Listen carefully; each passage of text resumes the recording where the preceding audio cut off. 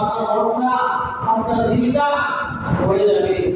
আল্লাহ তাআলা কোন দিকে তাকাইবে আমার প্রতি ঈমান সুদৃঢ় হয়ে যাবে, আল্লাহ তাআলার প্রতি আমার আগ্রহ বেড়ে যাবে। এজন্য আল্লাহ রাব্বুল আলামিন মালিকের সৃষ্টিকে নিয়ে চিন্তা করা, মালিকের সৃষ্টিকে নিয়ে চিন্তা করা, মালিক কত সুন্দর করে এই আকাশটাকে সৃষ্টি করছেন। কোনো একটা খুঁটি নাই, কোনো একটা লাঠি নাই, সাধারণ আমরা যদি একটা কাগজ তৈরি করতে চাই আমাদের লাঠি সেটা কত কিছু লাগে।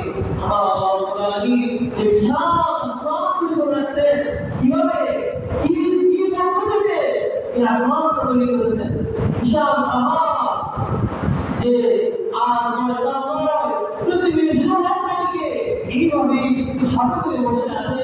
কে করেছে এই কাজ? কে